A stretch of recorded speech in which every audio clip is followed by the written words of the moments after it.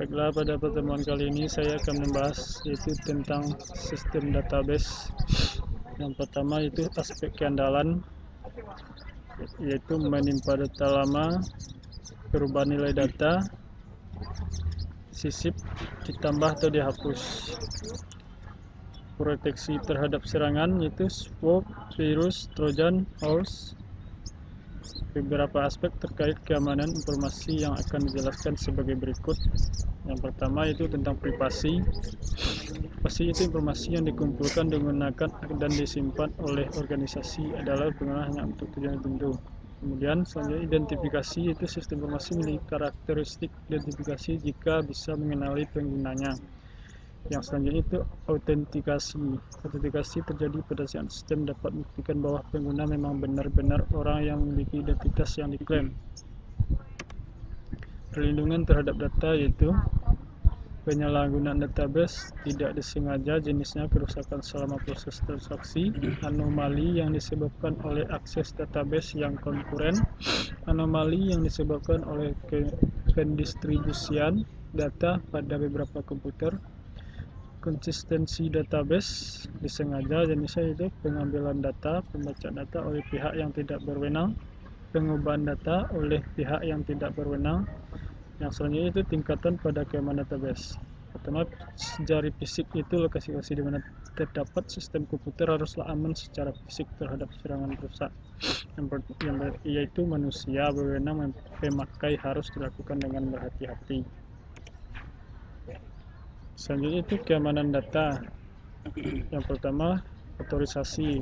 Otorisasi itu pemberian wewenang atau hak istimewa untuk mengakses sistem atau objek data.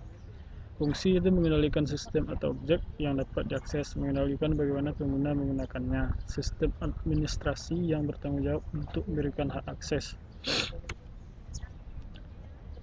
Kemudian yaitu backup pada data dan recovery yang akan dibahas oleh teman saya selanjutnya.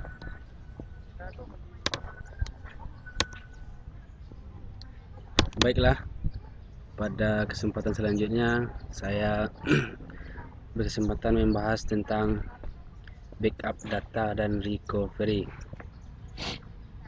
Backup adalah proses secara periodik untuk membuat duplikat dari database dan melakukannya logging file atau program di media penyimpanan eksternal. Journaling yaitu proses penyimpanan yang mengatur log file dari semua perubahan yang dibuat. Recovery sendiri itu merupakan upaya untuk mengembalikan base data ke keadaan dianggap benar setelah terjadinya suatu kegagalan. Selanjutnya, fasilitas pemulihan pada DBMS. Yang pertama, mekanisme backup secara periodik. Yang kedua, fasilitas logging dengan membuat tracks pada tempatnya saat transaksi berlangsung dan pada saat database berubah. Yang ketiga, fasilitas checkpoint, melakukan update database yang terbaru. Yang keempat, manajer pemulihan, memperbolehkan sistem untuk menyimpan ulang database menjadi lebih konsisten setelah terjadinya kesalahan. Selanjutnya, teknik pemulihan. Yang pertama, deferred updates atau perubahan yang ditunda. Perubahan pada database tidak akan berlangsung sampai transaksi ada pada poin disetujui atau commit. Jika terjadi kegagalan, maka tidak akan terjadi perubahan. Yang kedua, immediate updates atau perubahan langsung. Perubahan pada database akan segera tanpa harus menunggu sebuah transaksi. Yang ketiga, shadow pegging, menggunakan peg bayangan di mana pada porsinya terdiri dari dua tabel yang sama. Yang keempat, kesatuan data dan enkripsi. Enkripsi itu sendiri itu keamanan data terbagi menjadi dua. Yang pertama ada integritas, yaitu metode pemeriksaan dan validasi data atau metode integritas compliance. Yang kedua, konkuren, mekanisme untuk menjamin bahwa transaksi yang konkuren pada database multi-user tidak saling mengganggu operasinya masing-masing. Selanjutnya ada fasilitas keamanan database. Keamanan database tersedia pada versi edukator ke atas. Keamanan database diatur oleh properti database. Selanjutnya, rangkuman permasalahan keamanan database. Masalah-masalah tersebut diantaranya adalah yang pertama itu ada redundansi dan inkonsistensi data, yaitu redundansi data berhubungan dengan banyaknya data pada sebuah tabel, sehingga sering menimbulkan duplikasi data, artinya data yang tersedia akan tersaji atau tercetak secara berulang-ulang. Yang kedua, kesulitan pengaksesan data. Pengaksesan data akan sulit dilakukan apabila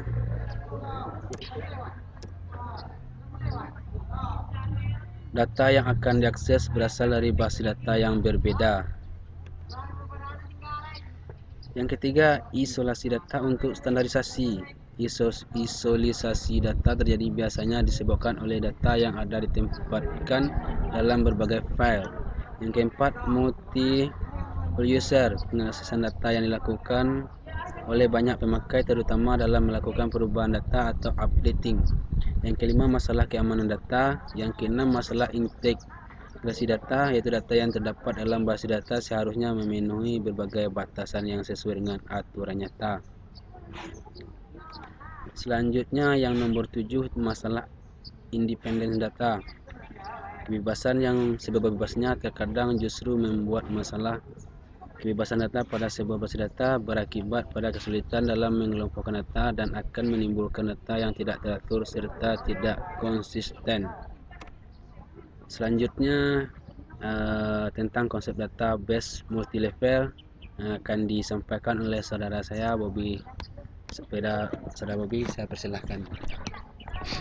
Konsep database multi-level. Terdapat 3 level abstrak data. 1. Level physical level. Level terendah dalam abstraksi data yang menunjukkan sesungguhnya suatu data disimpan. User melihat data sebagai gabungan dari struktur data sendiri.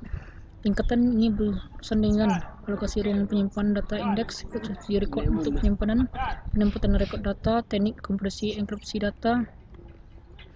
Level konseptual level menggambarkan data yang sebenarnya disimpan dalam database serta hubungan relationship dengan data lain, berisi struktur logik database yang hanya dapat dilihat oleh DBA. Tingkat konseptual ini menyatakan entitas, atribut dan relasinya, konsentrasi terhadap data, informasi semantik, data informasi, keamanan integritas data.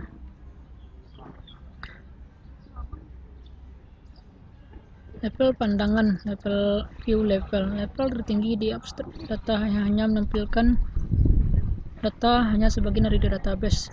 Tidak semua user membutuhkan semua data dalam database. Sekian dan terima kasih.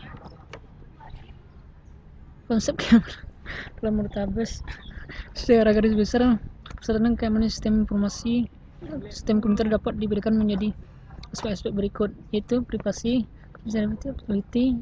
Inti utama aspek privasi atau confidentiality adalah usaha untuk menjaga informasi dari orang yang tidak berhak mengakses.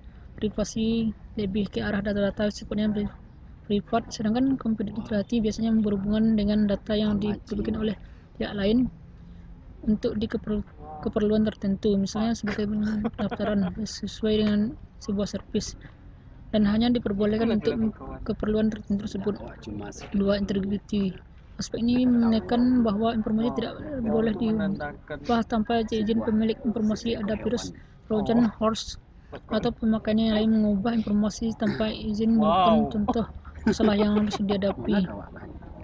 Sebuah email dapat saja ditangkap, intercept di tengah jalan, diubah isinya, modified, kemudian diteruskan ke alamat yang dituju. Dengan kata lain, kualitas informasi sudah tidak terjaga.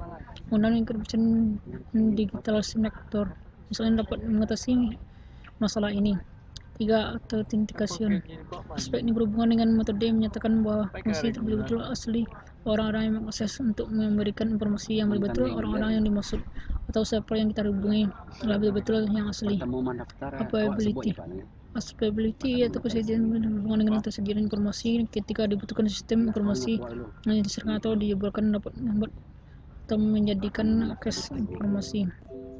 Sekian dan terima kasih. Online dulu, mau telepon raja.